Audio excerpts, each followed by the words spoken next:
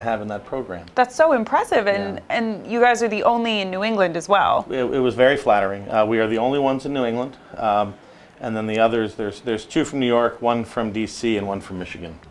And so what made Providence Country Day stand out and make the grade? It's funny, I asked that question. And one of the things that they said that they had really focused on in making their selection of the 5 schools was that they were looking for schools that they thought could be bold in creating new improvements for schools. And so I think they were looking at track record about putting programs in place and doing things that were very much reflective of today's thinking about how kids learn and do things.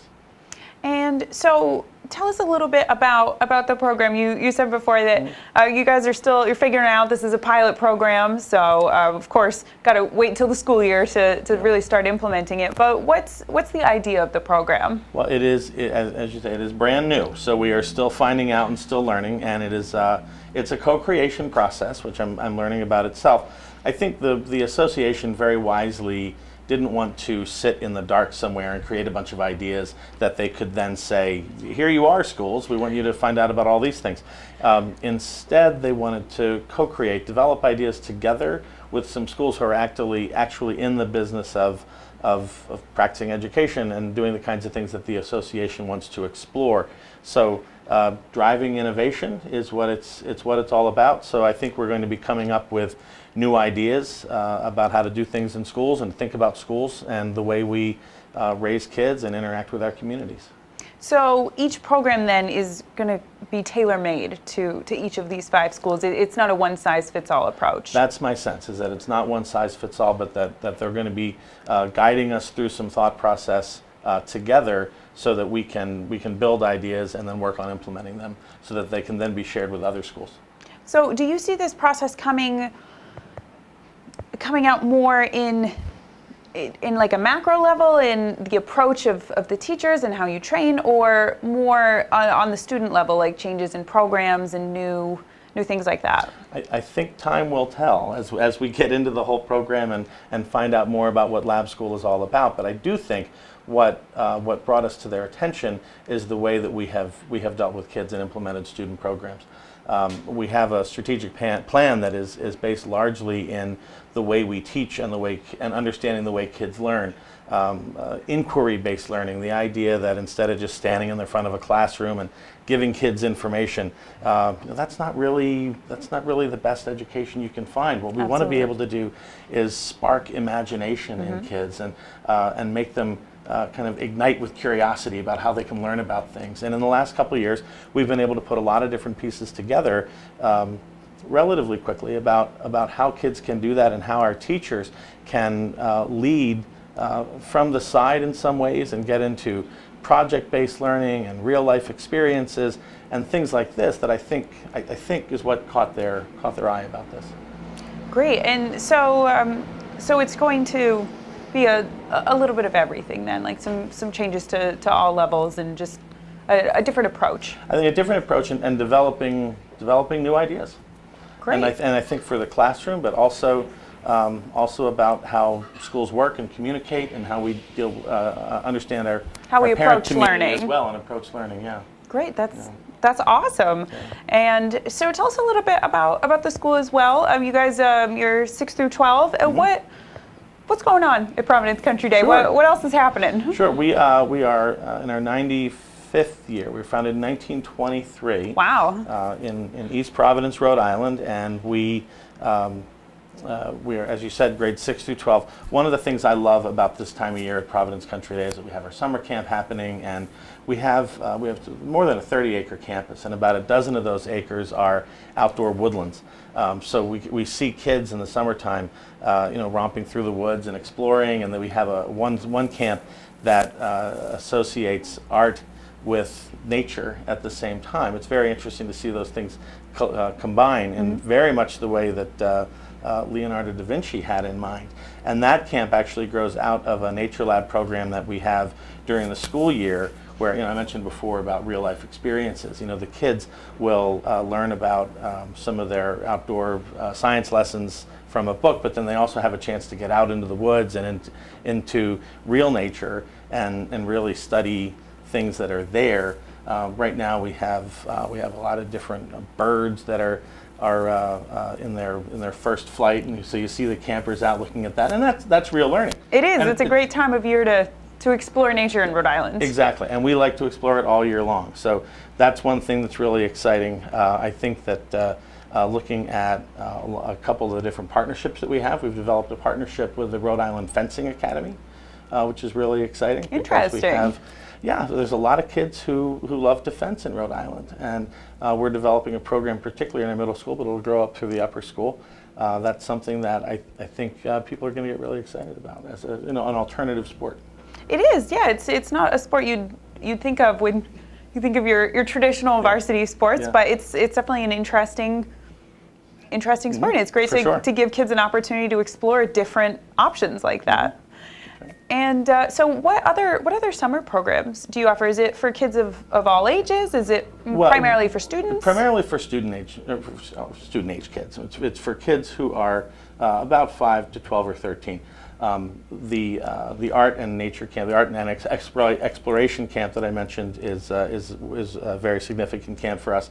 Also, our culinary camp gives kids a chance to really explore a different type of the art world. That's fun. The culinary arts are something that we like them to explore in the summer. And then we also have an affiliation with the Boston Red Sox, where their youth camp is held on the Providence Country Day School campus as well. Great. So you could be training the Boston Red Sox players of tomorrow. Yes, absolutely. The next home run hitter could be coming from PCD. All right. Well, everyone, keep an eye out for that. And so, do you have any new exciting programs or things like that coming up in the next year? Besides, of course, the big innovation project. Yeah, that's right. One of the things that we're most excited about at PCD, we've just created about 20 different elective classes. We've shifted the junior and senior year, so that instead of taking one English class all year or all senior year, we now have 20 different electives, and I think this is where some of the most interesting thinking is happening. We have, at the high level, the kids who are at the calculus level and above in mathematics, they're going to be able to take cryptology as an elective. That sounds so interesting. Doesn't it? And we have history through fiction, and we have one course that's going to be taught on poetry and coding. So we're actually doing analysis of poetry through computer coding. Wow, and then understanding it in a technological way as well. That's really cool. That's such a great way to really cross the genres, because normally you think, oh, he's good at math, he's good at reading and literature and stuff like that, and it's cool to have that cross-dimensional learning. But here it combines, and one of the ones I'm most excited about is a class called The Future, where we're just going to be looking at things that could happen in the future, maybe taking today's newspaper and extrapolating out what could happen next and next and next based on that. But it's all driven around this idea of not just developing graduates from high school who are going to go on to be graduates of college, but really graduating engaged citizens who are going to go into the world and be creators, thinkers, and innovators in our society and make the world a better place. That's great. And so, building off that a little bit, like, let's say I'm either a prospective student, prospective parent. What would you say? Why PCD as opposed to other schools or public schools? What makes you stand out? I think one of the things that makes us stand out is the community of the school, the attitude of the place. We are small by choice, so no one goes in there trying to get lost. Anybody who comes to PCD is going to be paid attention to as a whole child, a whole individual. They're going to be known really, really well. They're going to be encouraged to be their best self. They're going to be encouraged to do well in courses. They are going to, it's a very strong, vigorous education. But along the way, there's a lot of help because we want people to be able to feel successful, be successful, and know who they are as a person. I think one of the most exemplary things that we have at PCD is this program called the Compass, which allows us to think about college counseling. But it starts in 9th grade, not at all about college counseling, but asking kids to think about their futures and think about themselves and their goals. So they're getting to know themselves so that by the time they get to the college counseling process, it's not the first time they're thinking about their futures. It's not the big scary question of what are you going to do with your life. And that helps us create a system of balance and not being a pressure cooker around that college counseling topic. We want people to be able to find the right fit for them in a terrific school, the one that works for them. That means they have to know themselves well, they have to know what they want, and our kids go to great places. But it's important to start by knowing yourself. It definitely is, and that's such a great approach. I know, but when I was in high school, it was, what are you going to do? Like, I don't know. Right. I'm 17. I don't know. Right. I'm trying to get to the day. Exactly. One day at a time. Yeah, we try to help kids get through not just the day, but through the week, the year. And we have a really interesting annual theme every year, which gives us a chance to talk about how we fit as individuals into society, and particularly about identity. Last year our theme was empathy. Next year coming up, it's respect. So this gives us a chance, and we take an hour every day to be a community. It's called community time, and kids have a chance to be together and be with their friends and get extra tutorial if they need it, and do student-driven things like clubs and assemblies. And that's where we talk about a lot of this identity theme that we have, which is, as I said, this year is respect. So we'll have speakers come in. We have a lot of time where we can talk with each other about what respect means to us, and how we can exemplify being respectful to others as well. What a wonderful approach.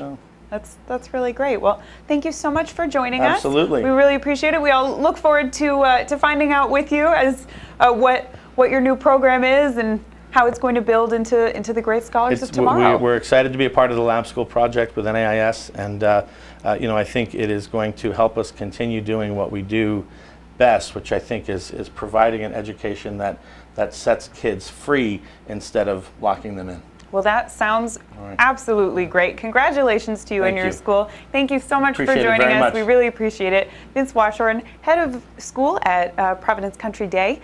And stay with us. We'll be right back with our next guest in just a few minutes here on Go Local Live.